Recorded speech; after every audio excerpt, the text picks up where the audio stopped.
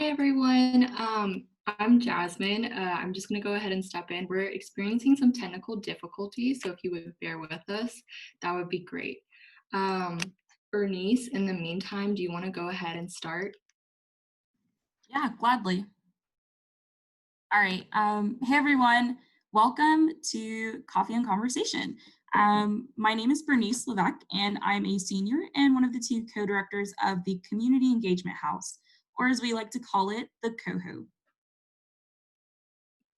Hi everyone. Like I said before, I'm Jasmine, and I'm the other co-director of the Coho. So first, we want to welcome you to our first Coffee and Conversation of the 2020-2021 school year.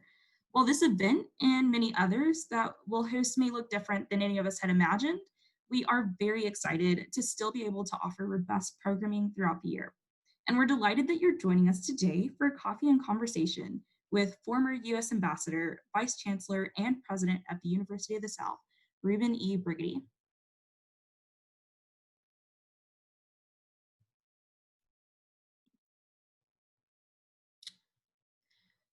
So we'll start with our order of the events. Jasmine will do that for us.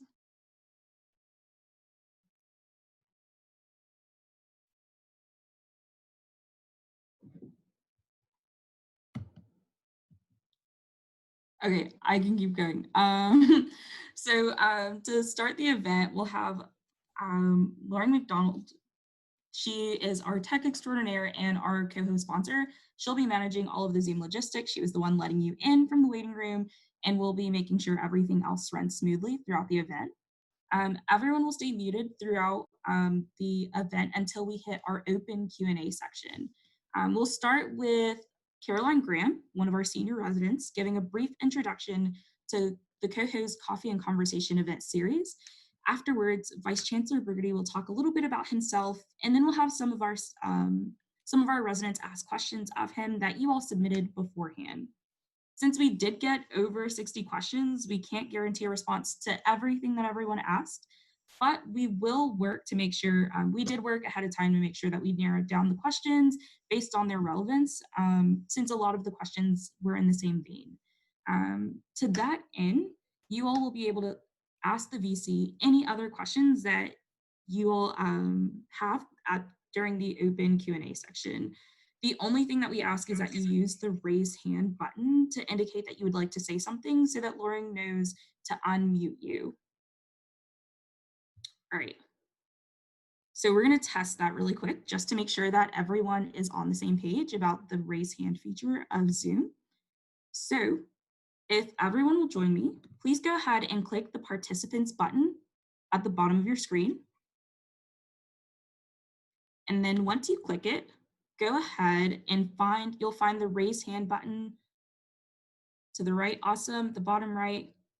And I see a lot of people raising hands. We're all on the same page. Great. So we know how to raise our hands in Zoom. Please just make sure you're using that if you want to ask a question during the open Q&A.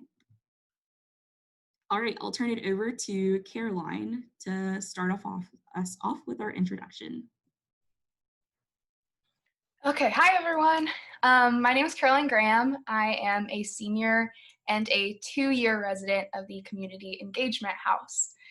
So Coffee and Conversation is one of our greatest and most favored events that we've been putting on for years and years and years and years. The COHO has always strived to provide sort of both an open and welcoming space, as well as resources in which individuals that represent all walks of Suwannee may be able to gather and both celebrate and challenge our community and the many situations that we face together. So with past circumstances, we've sort of been able to open our doors, play a little background music, and create an opportunity to just get cozy with coffee and snacks, and just simply sit down and talk with our guest. This event has always proven to really strengthen our community through the open and honest conversations that have arisen with faculty, staff, and community members. So Coffee and Conversation is a time to really create relationships between the speaker and the audience, to provide a better understanding of who we all are, and to therefore together build a stronger community. So while things look a little bit different right now, we are incredibly honored to kick off this awesome series with our first guest speaker, our new Vice-Chancellor.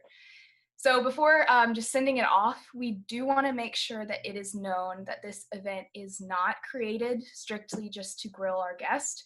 It's a time for all of us to get to know each other, build relationships and mutual respect while celebrating and challenging one another. In order to continue asking the hard questions and to continue making positive changes on our campus, we must simply just get to know each other first. And luckily, we've received some really great feedback and questions from y'all to do just that. So we're very excited and very honored to start. So do you want me to start speaking? I'm sorry, I don't know how this works. Yes? Yes, right, great. Well, hi everybody. It's great to have a chance to speak with you virtually. Obviously, this is not the same as being able to gather in person, but at least it makes sure that we're all healthy and can also, have tons of people here. There's no limit on time. So I'm happy to have a chance to talk with you all. And one of the things I hope you'll find over time is that I'm always happy to talk about anything. Nothing is off the table as far as I'm concerned. Always do my best to give you straightforward answers to the maximum extent that I can. And I'm delighted to be part of this, incredibly special community. We have miles to travel together. This clearly is going to be a semester unlike any other. It will be one for the history books and for you all to, years from now, write and reflect on and ask how you both made it through and were able to kind of dwell together in unity in the midst of a once in a century pandemic. So I'm going to be honest. I read all the questions about stuff I'm supposed to answer for you. I don't remember any of them. I remember I had questions when I had answers to the questions when I read them, and I much prefer kind of Q&A. So hosts, with your indulgence, we can go straight to the Q&A, and I'm happy to take anything you guys want to talk about. Thanks.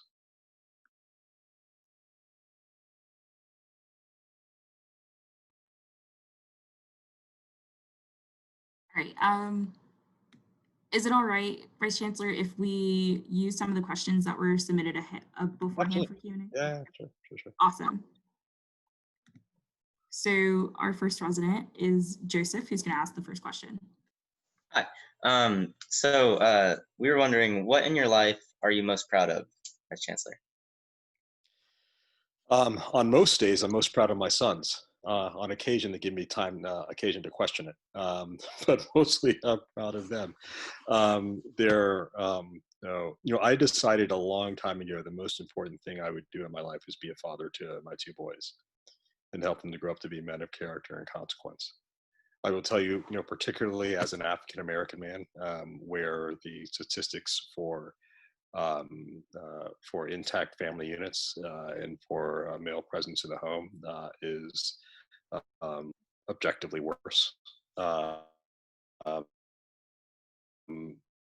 than I take the responsibility of raising strong Black men of character incredibly seriously.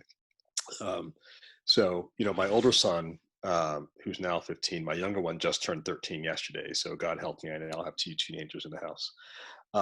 My older one said to me a couple of years ago, he said, "Dad, just so you understand, I'm not going to follow your footsteps in anything. I'm not going to go be a diplomat. I'm not going to the Naval Academy. I'm not doing any of this politics stuff, but I will try to copy your good character." Which was, a heartwarming thing, and makes me know that, like, even if he grows up to be an international arms merchant, at least his heart is in the right place. At least it was at one point in his life, and so I'll take that. Awesome, thank you. Monet, do you want to go ahead and ask your question? Yes, I couldn't unmute myself. So, Vice Chancellor, what is something you wish you knew or had in mind when you graduated from undergrad? Oh, goodness.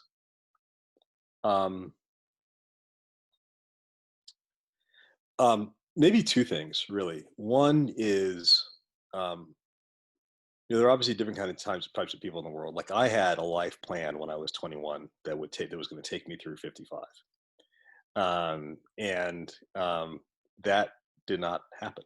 It did not unfold as I thought it was going to. I thought I was going to be a career naval officer and maybe one day be chairman of the Joint Chiefs of Staff.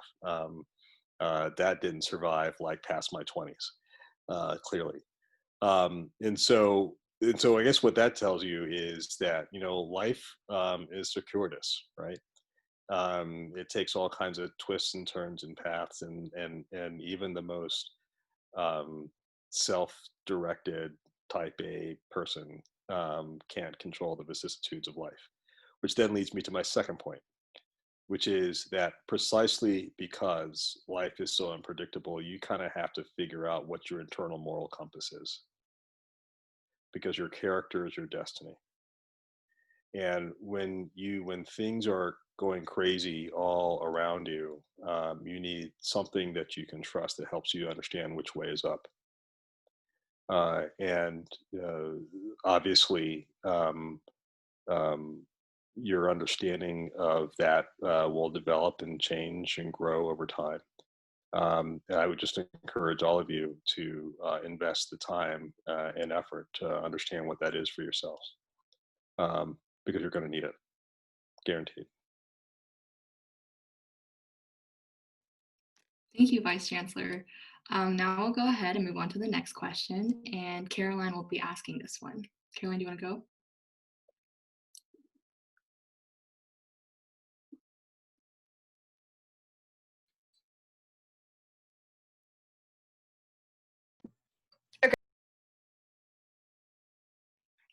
So we're still having some technical difficulties, which is the muting technology. So I will go ahead and ask her a question and hope. I think I'm good now. Oh, Can you hear me? Okay, great. Okay, good. If you had to make a virtual mixtape of all of your essential songs, what would it be? Like your top 10? Top 10. Yeah, I remember that question. So here's the thing. By definition, you ask anybody my age that question, is going to make me look older than I am and even more dated, but whatevs, right? So here we go. Lose Yourself by Eminem from the movie 8 Mile. Battle of Yorktown from Hamilton. Let's see. Lift Every Voice and Sing, Negro National Anthem. No Easy Way Out by from the Rocky III soundtrack from like back in the mid 80s.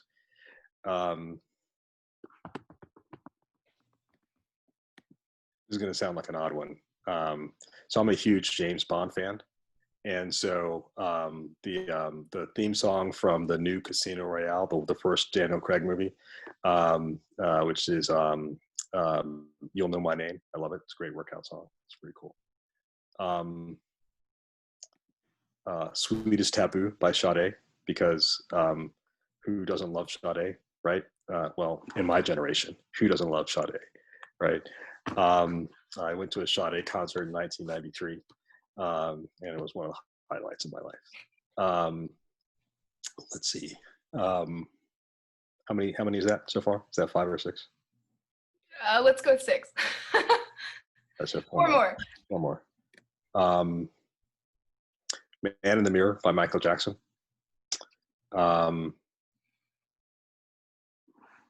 March by the Chicks, formerly Dixie Chicks, their newest joint, which is awesome.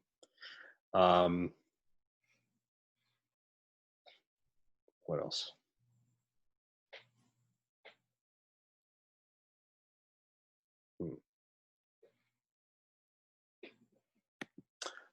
Human Nature, also by Michael Jackson, just because I just love it. And gotta have a Prince song, because how can you not have Prince, greatest musician of all time? So of When Doves Cry, right? So there you go, classic. Does that work? That's perfect. Awesome. Thank you. Excellent choices. So now we'll move on to the next question, and that is, in the time that you've been here, what have you most appreciated about the Sewanee community? I appreciate the fact that they consider themselves a community no matter where you go. I mean, there are schools that, funny enough, my wife and I just talking about this last night. So she went to University of Illinois Champaign-Urbana and has really enjoyed her experience there, but has virtually no affinity for the school, right? I would imagine that nobody leaves Sewanee ambivalent about it. One way or the other, and the vast majority of people, speak about it in mythical terms, and so it's great. And also the real sense that everybody is deeply invested in what happens here. I think that's great. As Vice Chancellor, that can be a little challenging when, but I'd much rather have that than apathy, and so that's what's been great. Thank you. Bernice, you want to go ahead? Yeah, so we did get several Title IX questions in the Google form that we sent out ahead of time. So we do want to take a moment to ask some questions about that. Yeah. With that, a student wanted to know, how will you address the new Title IX policies? Will Sewanee set itself to a higher standard than the new Title IX rules, and how? Yeah. So first of all, let me say that, one of the unexpected outcomes of the contretemps of the last week was people asking, why don't we have a zero tolerance policy for sexual assault like anything else? And the number of people, almost young women or older women, frankly, recounting their experiences to a person about how their lives or the lives of their friends were upended as a result of sexual assaults here on the mountain. Let me say that I am deep in my soul absolutely allied with all of you on this point.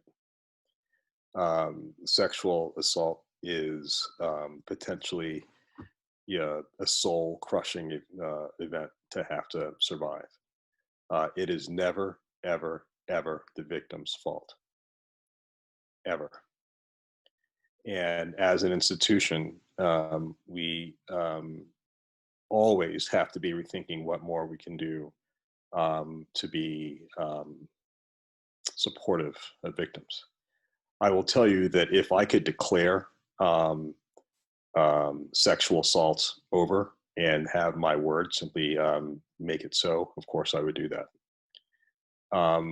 The challenge, there are two really big challenges. One is the law as it relates to Title IX.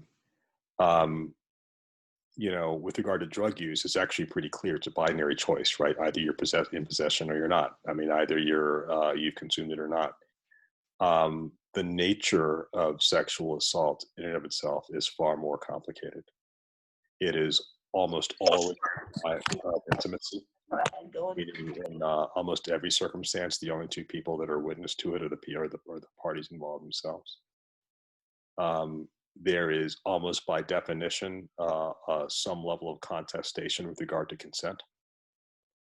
And far more often than we'd like to see, substances are involved, alcohol or drugs or both.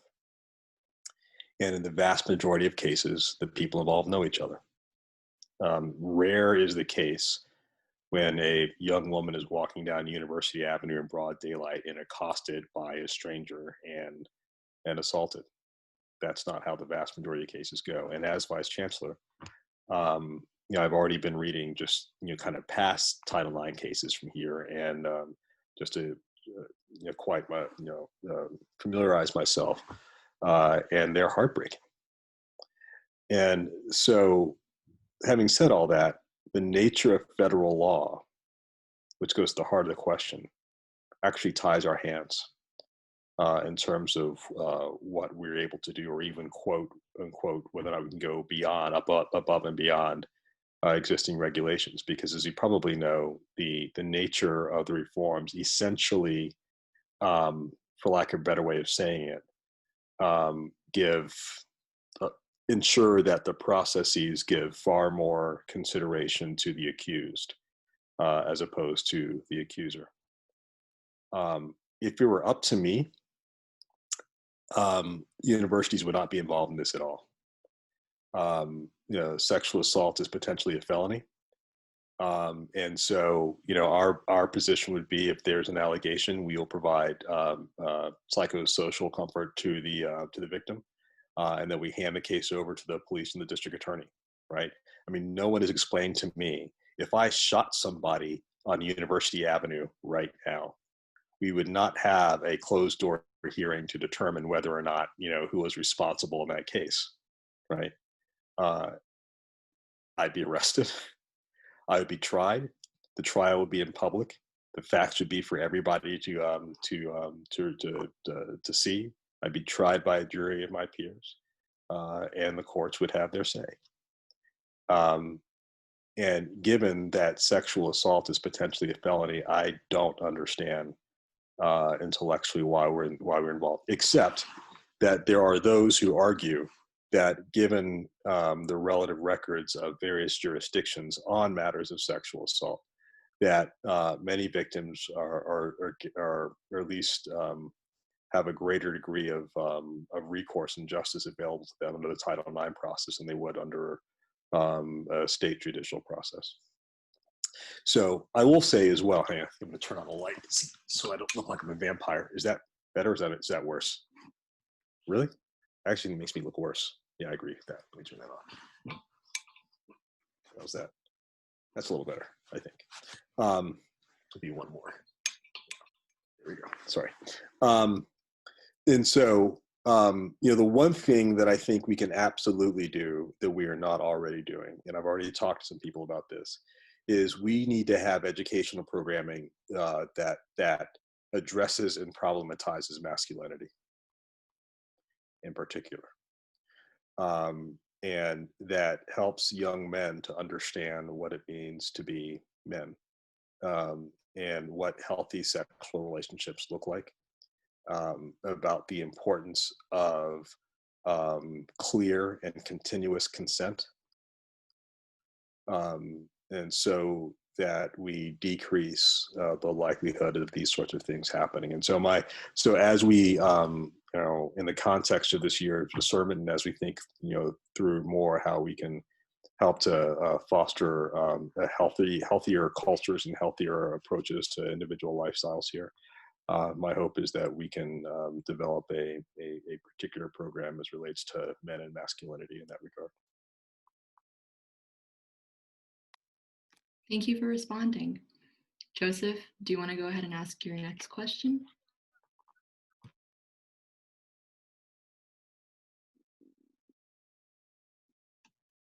Yes. What is your philosophy as an educator? Sure. You've heard me say this, and of course you're right that everybody has different approaches. Some people would argue that education is about enlightening the individual mind, however one defines enlightenment. Others would say that the purpose of it is to prepare one for professional life beyond the academy. My view, like it or not, is that the purpose of education is to help people to become grow into individuals of character and consequence. Character, meaning, as I said before, that set of values that you think are worth exhibiting and fighting for, and the commitment to live up to them, to continue to struggle to live up to them over the course of a lifetime. And consequence, meaning that one engages in life choices, in life actions that give life meaning, both for oneself and for the broader community. Now, one might argue that in both those cases, that is either too paternalistic or too communal or whatever, right? But that's my philosophy. And it's certainly what I think. that's how essentially I approach my job as Vice Chancellor with regard to our educational mission, not simply our academic mission, but our educational mission here at Sewanee. I have a follow-up question. Sure. You spoke about character when you mentioned your relationship with your sons and what you're proudest of, and then again here in terms of your philosophy for education. So obviously it's something that's important to you. With that, I'm curious in practice what that looks like for a student attending the University of the South. Yeah. Well, you know, in the dust up of last week, I heard in more than one occasion that Brigety needs to understand that Sewanee is not the Naval Academy. And believe me, I understand that incredibly well. And because at the Naval Academy, you're basically presented the right answer, right? In the sense of, yes, you have a major, or yes, you're supposed to think, but at the end of the day, everybody is there to become warriors in service of the nation. And in that context, you know, the purpose of America and the purpose to which it applies force is beyond questioning as a matter of action. I mean, you can think about it, but you still got to do what you have to do. That is the exact polar opposite of a liberal arts education that we are fostering here at Sewanee, in which we are, you are free to develop your own thoughts, to question everything, and to chart your own course in life. Now, having said that, while you may be individually free to do that, and we are here to help you along, it doesn't mean that the institution can't take a position as such, right? On any number of things. For example, we welcome people of all faiths, but the starting point for kind of our collective conversation here at Sewanee is that we are, hang on a second, my wife's calling me. Yes, sweetheart. I'm writing tonight, remember? I told you. Sorry. No, come on, you want to say hi? Come say hi. Come say hi. You gotta say hi. You gotta come. My dog is not want to come say hello. Sorry, he may change his mind. In which case, I'll show him to you. Here you go. Oh, my puppy doggy. There you go. There you go. You say hi. Oh, and stretchy stretch. Come say hi. You say hi, good boy. Yes, you're so handsome. You're so handsome. Say hi. All right. Sorry. Where were we? Character or something, right? And so, yeah, I mean, so the institution has a position. And so our starting point as an organizing principle is, for example, our Episcopal faith. I'm not an Episcopalian, and you may not, be a Christian. You may not even sort of have a faith tradition at all. But that serves as a common reference point around which we can have a series of conversations, right? Our university has long and deep associations with the South. So we need to understand what that means for us towards the end of the first quarter of the 21st century as a starting point for discussions as really relates to that heritage. You might absolutely decide that all the stuff that Brigety talks about in Character or Consequence is bogus, right? Life's a bitch and then you die, so just make as much money as you can, whatever, right? That's your view. I totally respect that. You're free to do that. But the starting point for me, for our discussion, is Character and Consequence. And so I'm not even here to convince you that that's the right thing to do. But I will draw boundaries, right, within which, we will help to define our institutional values, and then you can decide, how much that applies to you and where you want to go. Thank you. I'm sorry, And can I with my language, so I'm sorry. I know you all spend all your Saturday nights in prayer groups drinking prune juice and whatnot, so I apologize. But there we go. We can handle the language, and also your dog is very, very cute. So I'm going to go ahead and ask the next question, and shout out to whoever submitted this. This is probably one of my favorites. If you were a vegetable, what would you be and why? What vegetable and characteristics of that vegetable describes you best? The hell kind of question is that? Like, are you kidding me? Like, I have no idea. I mean, I will tell you, right, that that when when I read that question, the first thing that came to my mind was a mushroom. I don't have any philosophical basis for saying why that was the case. I could make up one, right? You know, they grow in the dark and they kind of find their own path and blah, blah, blah, blah, blah, and but whatever, right? I have no idea. So what the hell? Mushroom. Next question. I respect that. Okay, Caroline.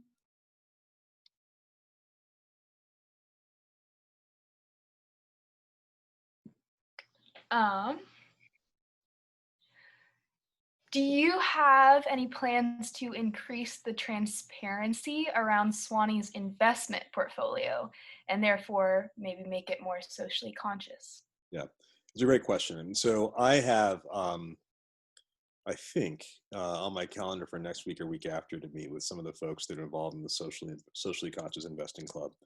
I know I meant to respond. I got an email from some of them. Quite frankly, I may have just gotten off my calendar from the stuff of last week. As I said, it's some other form, right? If you could invest the resources of the university in ways that give you near comparable rates of return, but that nevertheless are demonstrably in socially just directions, whether it be supporting green economy or avoiding potential child labor or whatever it is, right? Then why wouldn't you do it? Of course you would, right?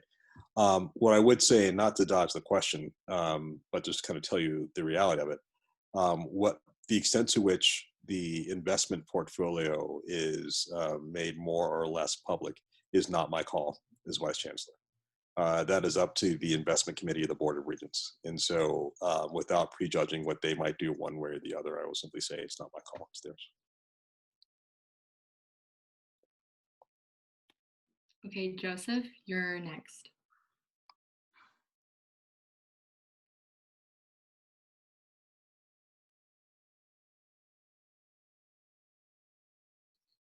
Okay, thanks.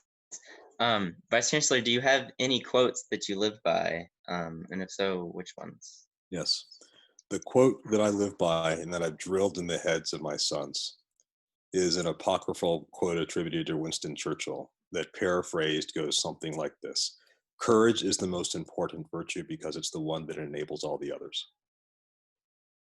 If my sons were here right now, you would ask them, what's the most important virtue? They'd say, courage. Why? Because it's the one that enables all the others. Because they've memorized it since they were 5 years old. And I think it's absolutely true. To be truthful, to love, to stand for something in which you believe, to try something new, to be kind to someone who's other ostracized, that all requires courage. And I'll tell you something else too. You know, when I was younger, I he's just in the Navy, just out of the Navy. A former very senior senior government official who dealt with tons of generals and admirals all the time said to me, you know, I've always been surprised by how much physical courage these people displayed, you know, flying fighter jets or leading, you know, thousands of men into combat, and how more often than not, it is not matched with moral courage to go along with it. That's the most important thing. And here's the thing about being courageous. Two things about it. One, everything you want in life is on the other side of fear. And having courage is not the absence of fear. It's the ability to face what is ahead of you, notwithstanding the fear. And similarly, being courageous is like being physically fit or like being mentally acute. It requires practice. And if you can't be courageous in small things, I guarantee you will not rise to the occasion to be courageous in big things when it counts. Conversely, if you can learn that you can be courageous and stand up and do things that may seem to be insurmountable or terrifying to you, and then you get on the other side of it, and you live to tell a tale, and perhaps you're stronger, and maybe you've even won, will have the courage to face harder things. You know, when I was about your age, I guess I was 20, and I was finishing my junior year at the Naval Academy, and I'd been selected to be brigade commander my senior year, and a senior Marine Corps officer, he went on to be a 2-star general, a guy named Terry Murray. He's no longer with us, he's since passed away. Gave me a poem, and the poem is called "No Enemies," and it goes something like this: "You have no enemies, you say? Alas, my friend, the boast is poor. For he who is mingled in the fray of battle that the brave endure must have made foes. If you have none, then small is the work you've done. You've hit no traitor on the hip. You've dashed no cup from perjured lip. You've never turned the wrong to right. You've been a coward in the fight." So, courage. Bernice? Thank you for that response. We do want to take a moment just to address the drug and alcohol policy because we did get an overwhelming amount of questions about it. Sure. So one of the questions was, now that the new enforcement of our drug and alcohol policy is null and void, where does this leave us with how our current drug and alcohol policy is enforced? Sure. Can you speak about the issue? Oh, it's a two-parter. I'm sorry. Can you speak about the issue of inequity, how you see it affecting our campus, and what you expect to do about it now, and then the next version of our drug and alcohol policy? Sure. That's a big question. So bear with me as I walk you through. So what I'd like to do is kind of start from where we were before I even arrived to kind of where we are now as a pathway of giving you a sense of where we might go going forward. So it's important to realize that prior to my arrival, prior to my even election as vice chancellor, the university had long had a zero tolerance policy with regard to drugs. Those words, zero tolerance, are in the EQB manual. And if you go on the provost website, there was long a document that committed the university to being a drug-free campus. Now, between the time of my election through the summer, a series of things became clear to me. One is that notwithstanding those documents, there are still drugs on the domain. Two, that there, through a series of things I'd rather not discuss, what I can tell you is that we were aware not only of drugs being present, but of drug trafficking happening on the domain. That is, drugs being brought onto the domain and traded and sold. Third, we knew from our folks at the Wellness Center through our engagement with the Healthy Mind Survey that that the drug problem at Sewanee and the binge drinking problem at Sewanee was, we were overperforming relative to our peers and relative to most other universities in the country. That we were double the national average in terms of reported drug use, and in the high single digits in terms of all of the universities in terms of reported binge drinking. Next, there was also a strong sense that notwithstanding the enforcement mechanisms, that for a variety of reasons, there was a strong sense, as you noted, that there was an equity in terms of sanctions that were applied to students for drug use and drug possession. One could debate a variety of reasons for why that was the case, but there was a widespread view. So as a result of that, I'm one who believes that our policies have to have integrity, meaning what we say on paper has to match what we do in practice. And so in my discussion with the regents, my first regents meeting July 22nd, I proposed that we take a much more firm approach to drugs, and that we also think about how we're going to approach alcohol. So with regard to alcohol, there is a legal drinking age in the state of Tennessee, and that's 21. And so as a practical matter, separating who's drinking legally and who's not in any given circumstance can quite frankly be, challenging, notwithstanding whatever you think about what the drinking age ought to be and what culture ought to be. And so what we said was that with regard to drinking, we are going to police conduct. That if you were otherwise breaking the law, or otherwise disrespecting property, or otherwise disrespecting other persons through assault or whatever, right, we would hold you accountable. And the fact that you were inebriated would not be a mitigating factor in whatever adjudication might come. But with regard to drugs of all kinds, to include marijuana, since marijuana is illegal in the state of Tennessee, fully recognizing that it is legalized in other states and other jurisdictions, but is not currently in Tennessee, be very simple.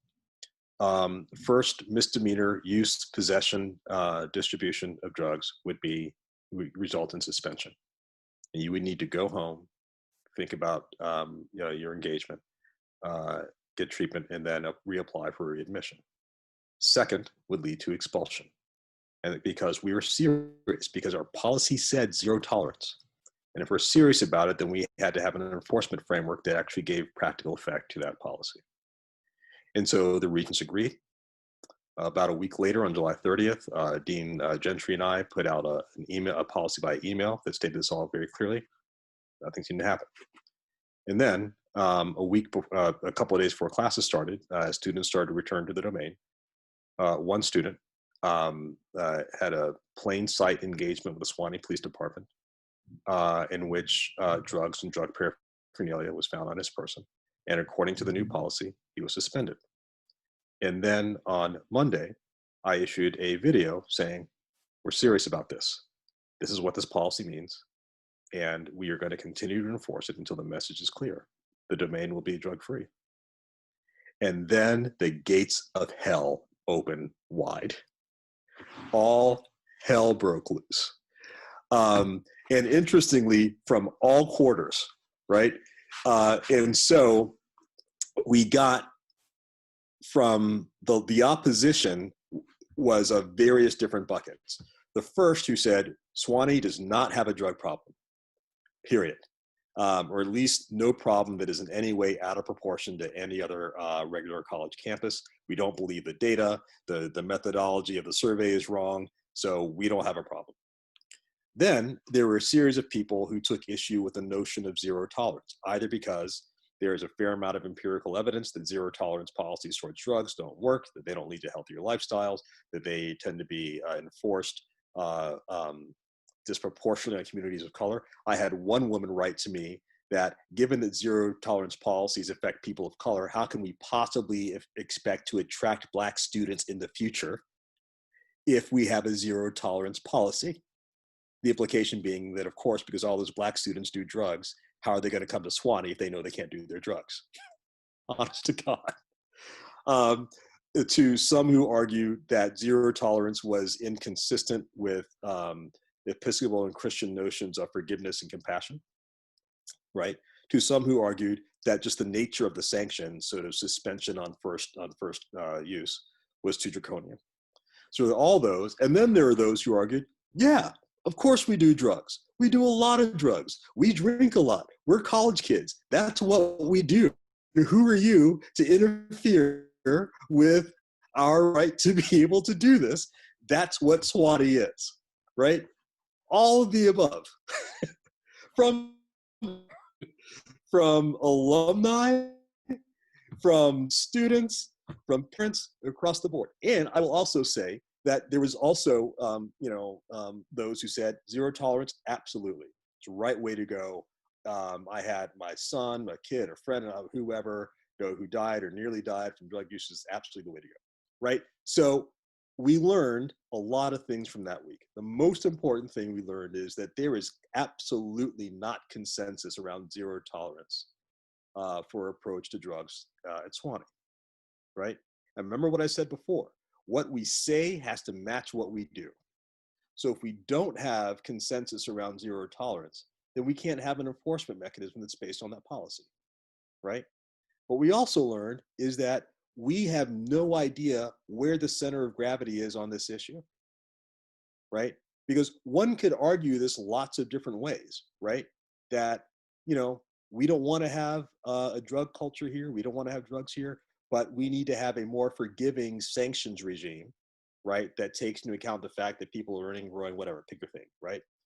You could also argue that, look, as an educational institution, we shouldn't be in the business of sanctioning this behavior at all.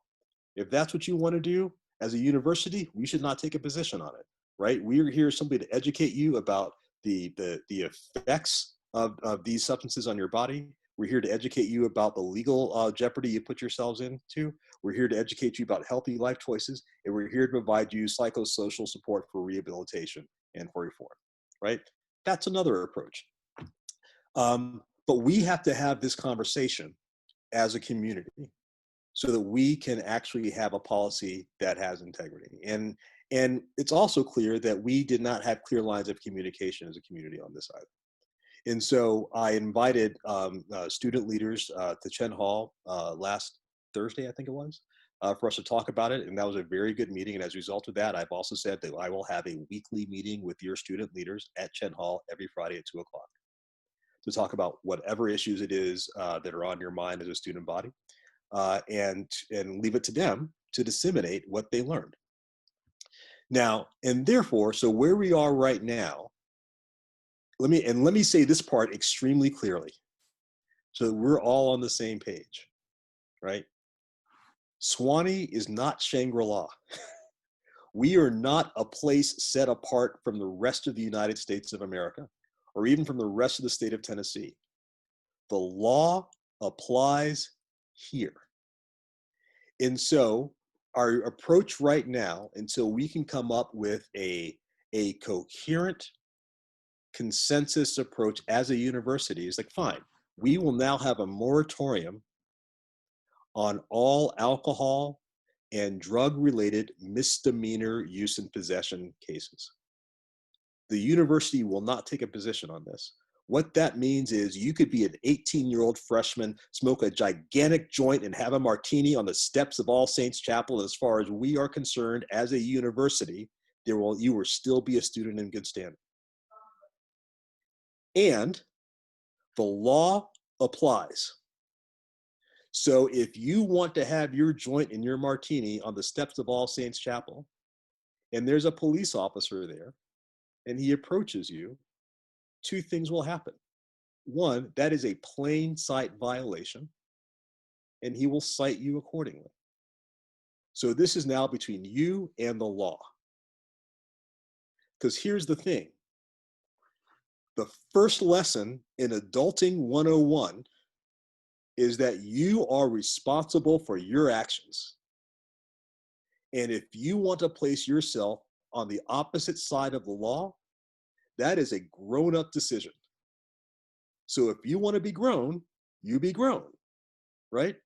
But you are going to deal with the consequences of your actions, which gets to the other question of inequity, right? Until we come up with a policy, this is not between us. Tell it to the judge.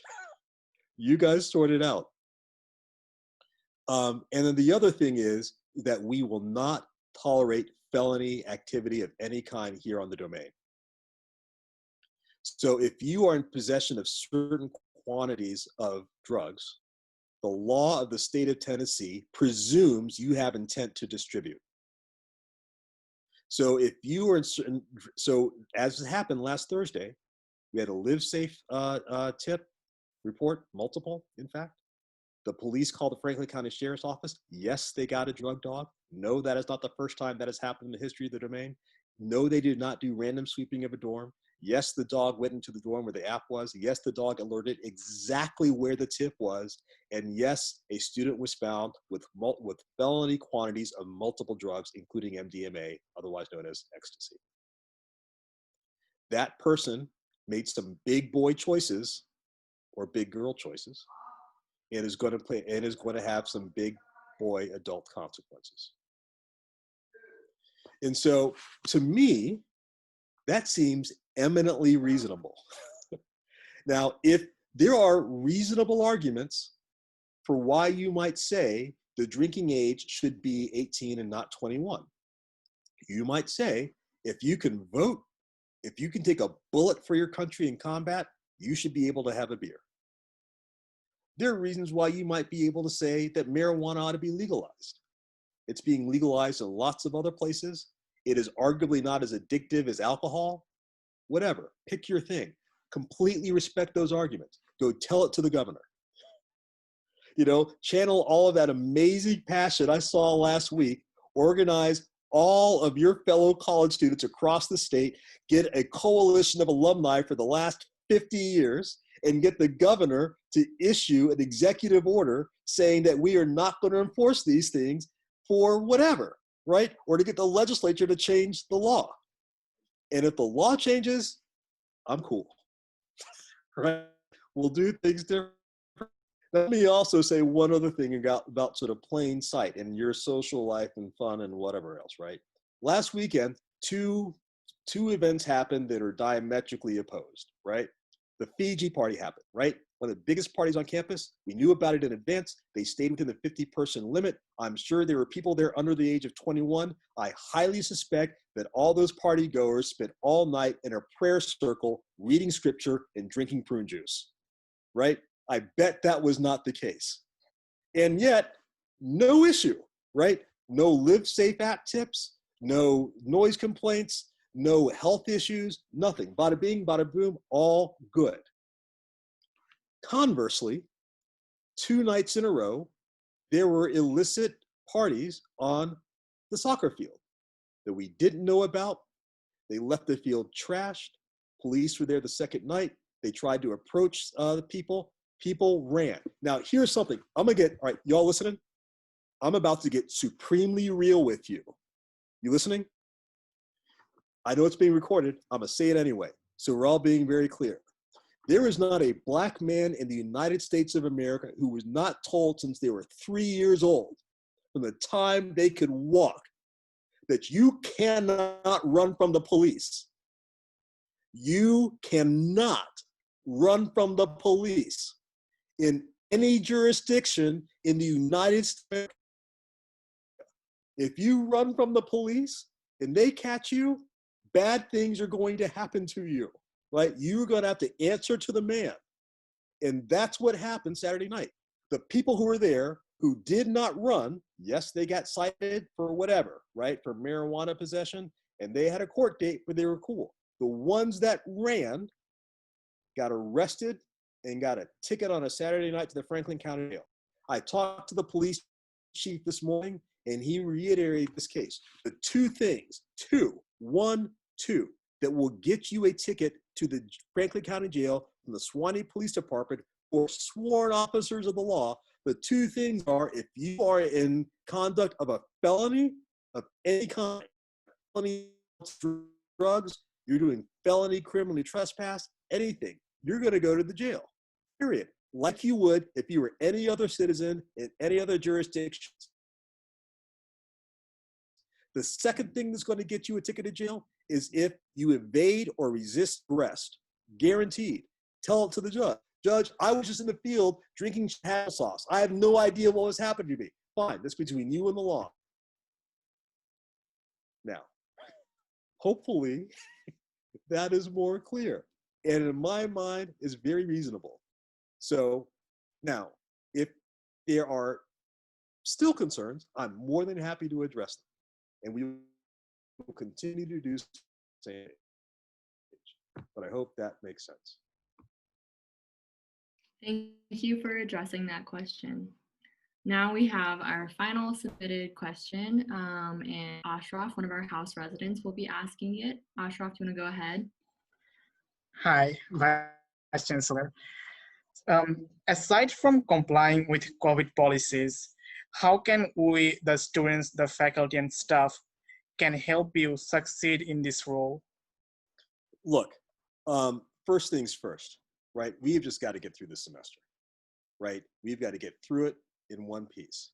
So one, please, for the love of God, please comply with all the public health sanctions, right? They are designed to keep you safe and to keep us open. The 4 knuckleheads that drove down the University of Alabama last weekend to Tuscaloosa for a frat party because they just couldn't be satisfied with all the stuff that was happening here at the Domain, put every single one of you at risk. Every one. On Monday, there were 500 confirmed cases of the coronavirus at the University of Alabama. And God knows if we didn't catch those guys, they would have brought it back to their frat houses, would have brought it back to their class, would have brought it back to athletic, however, and it would have taken off like wildfire here. So we cannot be playing cops and robbers with you all. You have to take it, you have to hold each other accountable and live together in unity and do this. That's the first thing. The second, everybody chill, right? Everybody chill, right? Look, I get it, right? Everybody's nervous. You know, Brigaty's running a police state. You know, he's going to call in airstrikes to stop like the drug users, whatever, right? Look, my job is to keep you all safe and to continue our overall academic mission. So we are happy to talk anytime, in any circumstance. You can record this, you can put it on TikTok, you can put it on satellite, whatever it's going to take to get out the word out. Everybody, just chill. Just chill and let's stay here together. Because I promise you, you see what's happening at the other universities your peers are going to. If you don't want to be in your old high school bedroom next to your stuffy toys and your Legos from when you were from when you were 8 years old, trying to do your classes for the next 2 years because we can't figure out how to keep everybody here safe, then just follow the procedures and chill. It will be good. We cool? All right. Y'all heard that? Just chill and follow the procedures. Okay.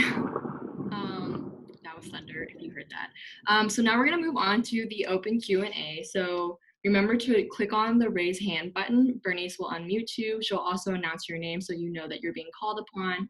And just remember to be civil and be brief. So I'm not being rude. I'm just kind of adjusting something because of the rain that's going on. So, but don't mind me. Do your thing. Okay. Okay, but yeah, just be civil, be brief. So my 15-year-old son is here, is telling me not yell so much. I apologize if I offended you. I need to chill, right? All right, I'm cool. We cool? All right, it's your thing. All right, I'm sorry. Carry on. Okay, now we'll get started.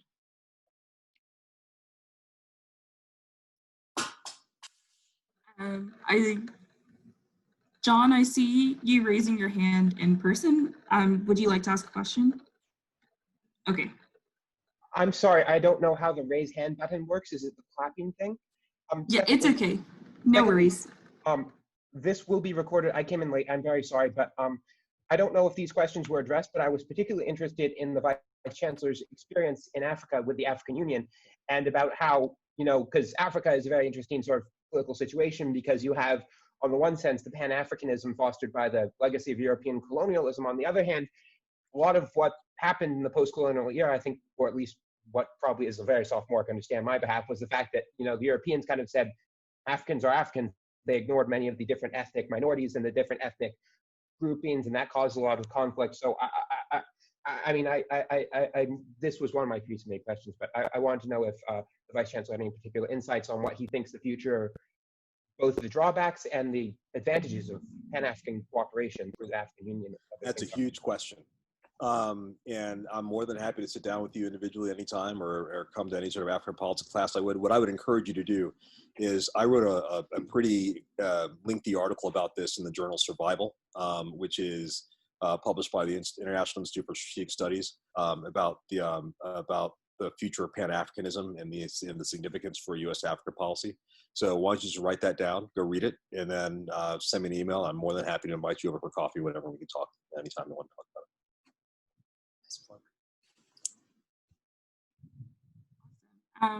Are there any other questions? If not, we can end the event. Joseph?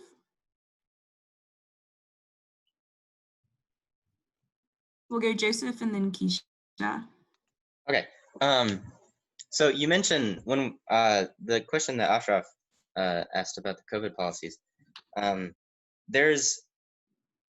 want to get your advice on how and when we should go about, like, if we see some people that may or may not be not following the COVID guidelines, maybe they could be in their own pod, they live together, or maybe they're not. When do we go, and when is it acceptable to go and ask them to maybe scoot back and put a mask on? Or maybe Sure. would it not be acceptable to go and No problem. kind of lecture them? Here's what you should do, right? So you're back in dorm, you see whatever, 4 kids playing spin the bottle, whatever, right? No mask, pick your thing, whatever your thing is, right? Then here's what I want you to do. I want you to close your eyes. I want you to imagine yourself in your twin bed next to your mother's room, sleeping in the same room as your 12-year-old brother, asking him to play Fortnite with you. Your mother giving you sort of chores to go and do the dishes, and you're not being able to go outside. And then I want you to remember what Vice-Chancellor Brigety told me about courage, and how you have to do small things in order to have courage for big things. Then I want you to open your eyes, and then I want you to go off and tell those people, put on your freaking mask so that I don't have to go back home and live with my parents again. Is that reasonable? All right.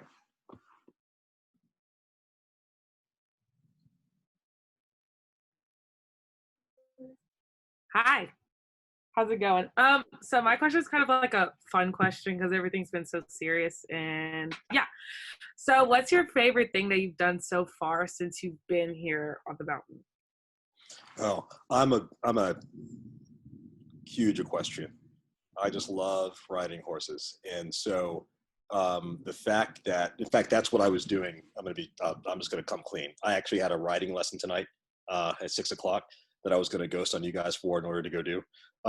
But since it's raining so hard, I can't go do that, and so it means I have actually a little bit more time. So that's cool.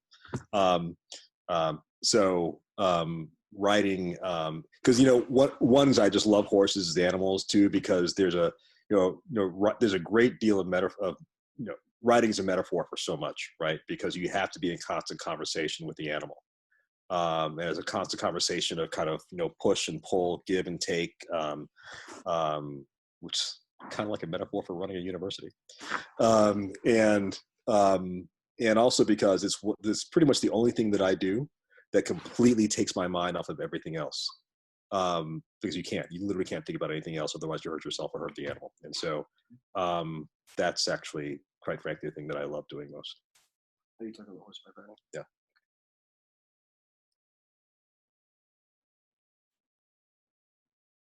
Thank you. Okay, I see 4 raised hands. We have Hayden and then Judith, and then Alyssa and Edgar, and depending on how long that takes, we might take one more. So Hayden, you can go ahead. I was saying, tell Mom I'll do dinner at 6. So I'm not going to go riding. 6. Were you going to go riding today? Was that? Yeah, I was going to go riding, but you tell Mom I'll do dinner at 6. You want to do dinner at 6? Okay. Can you go tell her that we'll do dinner at 6? All right, go ahead. Hi, so one of our questions was that when Vice-Chancellor Ricardo was here, he taught his own class. So we were wondering, would you teach your own class on politics or diplomacy in the future? Yes, I will. In fact, I just had my first faculty meeting with the politics department today. I told them that I'd be, actually, one of the things I love to teach previously when I was a professor is I love to teach introduction to international relations. Because I love being the gateway of young people to the discipline. And then I'll do some other kind of more specialized course, whether it be African politics or ethics of armed conflict or something else like that. I will not be teaching this semester, may not even be teaching this year, because we've just got to figure out how we get the university, whatever, through this crisis. But when we're back to some level of new normal, then yeah, I'm looking forward to teaching. Okay, hi, my name is Judith. I'm a student at the School of Theology. And first of all, thank you, Jasmine and Bernice and all the coho people for putting this on, and everybody that was involved in this. This has been awesome. I submitted the vegetable question, and I was a little hurt that you blew it off so quickly, because I think this actually has a lot of potential. I think it's a great interview question. And so I really like the idea of a mushroom, and I'm curious as to see how you feel if you want to go into this more. I know you didn't really at the beginning, but how your personal characteristics identify with a mushroom? Right. Good question. Well, first of all, let me say that there must be some kind of Freudian reason why of all the vegetables that came immediately in my mind, it was a mushroom. So I'm going to go there and try to, plunge deep into my psyche and try to figure that out. So what's the thing about mushrooms?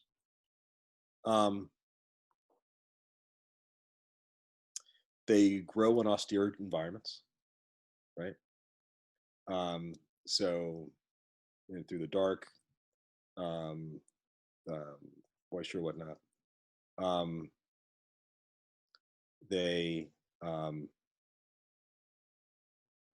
They have multiple properties, right? Some mushrooms you can eat. Some mushrooms make you see things. Some mushrooms will kill you. So take that for what it's worth, right? That I am definitely not a one-trick pony. I have a lot of different skill sets and arrows in my quiver to do different things depending on the circumstances. They're humble, right? They're not kind of large or ostentatious, like, I don't know, corn stalk. And you kind of have to, and so their humility means that sometimes you underestimate their properties. You don't even see them. You may not even see them coming. And so I think that was also kind of a story of my life. So hope that works.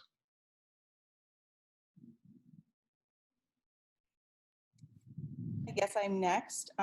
So my name is Alyssa Hawley. I am an alumni of the university, graduated in class of 2018. And thank you, Bernice and Jasmine and everyone else for putting this together and opening this up to the wider Sewanee community. Really do appreciate that. I guess I'm going to take a step away from the funny questions. Vice-Chancellor, it's great to have you. Knowing that this is 55 years of Black alumni at Sewanee, and taking into account things that have currently been going on in the world today, are these sparking uncomfortable conversations within the student body and the staff, along with the professors? And what's kind of the plan from a diversity and inclusion perspective as we move forward to kind of diversify the university a little bit more, since we do know that we're, heavily 85% Caucasian? Yeah. Well, let me say several things in that regard. So first of all, obviously this is a critical moment for our country on matters of race. You may know that I've been pretty outspoken on these matters just in the last couple of months alone. I wrote an article that was posted in Time magazine that called for, that helped explain the significance of this historical moment and called on university educators to take it seriously and recognize that it's not going away. You may be aware that I actually gave a sermon at Christ Church Cathedral in Nashville this past Sunday in their Race and Reconciliation speaker series. It's online. It's both at the University of the South Facebook page, and you can go to Christ Church Cathedral and have a look if you care to. And I also believe that clearly this is a matter for us as a university, as a community, to address, both in terms of understanding our history and also in terms of plotting our course forward. The University of the South is the only university in the history of the United States of America that was created for the purpose of demonstrating the superiority of a slaveholding culture. That's our history.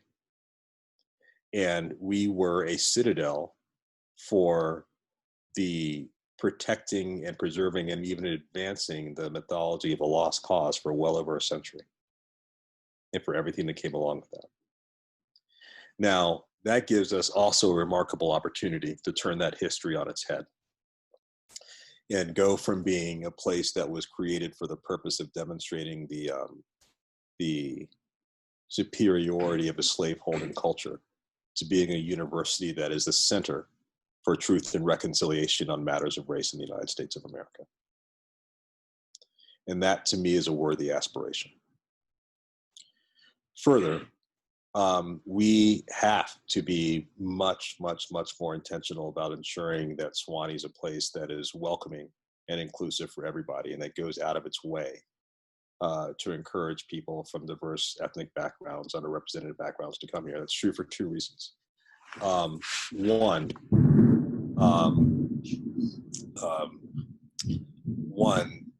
is that's what America is going to look like, right? We cannot survive as a university into the 21st century as a place that, most students of color would not even give a second look to, because we're of the South. Now, we are not going to change the name University of the South, but we're going to change the meaning. Meaning we're going to change the understanding of what does it mean to be of the South in the 21st century. And it's also a disservice to our white students. In this time where you're learning and developing relationships and whatnot, I would argue is a disservice for you to be in an environment that is only 14% non-white, because that is not going to be the workforce or the living environments that you're going to go into. We are 60% of the country's African Americans live south of the Mason-Dixon line. And the university that's named for that region, University of the South, has something like 4% African Americans. Explain that to me. How is that the case? And when you take international students out, I mean, we're something at only like 10% U.S. citizen, American-born students of color. It's not that, as some alums have suggested to me, that, well, we just can't find any, students of color who are good enough to come to Sewanee. That's not it. There are a lot of them. The last 5 Rhodes Scholar classes in a row have been half comprised of students who are either first generation or students of color or both. Right? We need to get a lot more of them coming to Sewanee.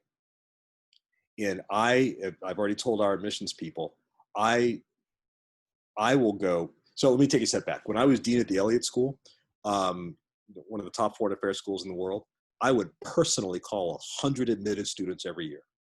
Hi, this is Ambassador Brigety, dean of the Elliott School. I want you to come here. And I told our admissions people, I will go anywhere. I will invite anybody. I will personally engage the families of any number of highly qualified students from underrepresented groups to encourage them, to let them know we want them here. They will be welcome here, and they can find their destiny here. I'm sure there are any number of things we're going to do. It's one of the reasons why the second pillar of our year of discernment will be all about diversity and difference. And I look forward to hearing from members of the community about what more we can do in this regard. Thanks. Thank you. We're taking one last final quick question from Edgar, since we did go over, just to wrap things up. Yeah. And my question, I'm going to make an interviewer, but it's just to get to know you a little bit. If you had to describe yourself with 5 words, what would they be?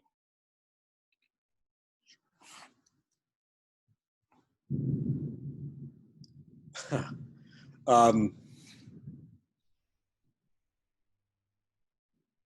should I say?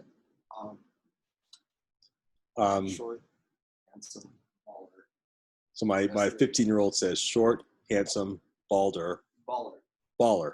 Not balder, baller. You're not bald. I'm not bald. Baller. What else?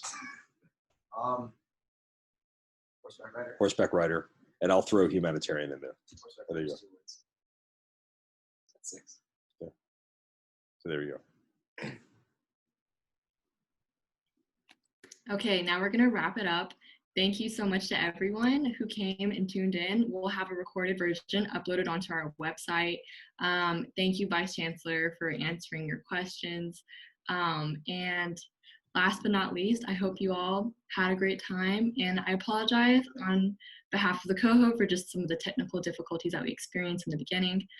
But besides that, Bernice, do you have anything else you want to add? No, just thank you everyone for spending your evening here with us over Zoom. Thank you, Vice Chancellor Brigety, for engaging in such enlightening conversations with all of us here today. We appreciate it. Sure, my pleasure. Thanks, guys.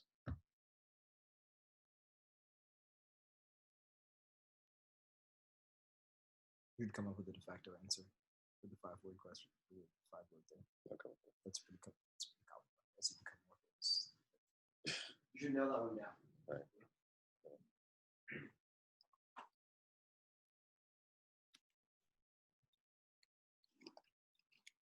Okay, let's wait for everyone else to exit the meeting and then we'll have a quick debrief. Okay, so it's just us now. Once again, Vice Chancellor, I apologize for all the technical difficulties. That was not supposed to happen.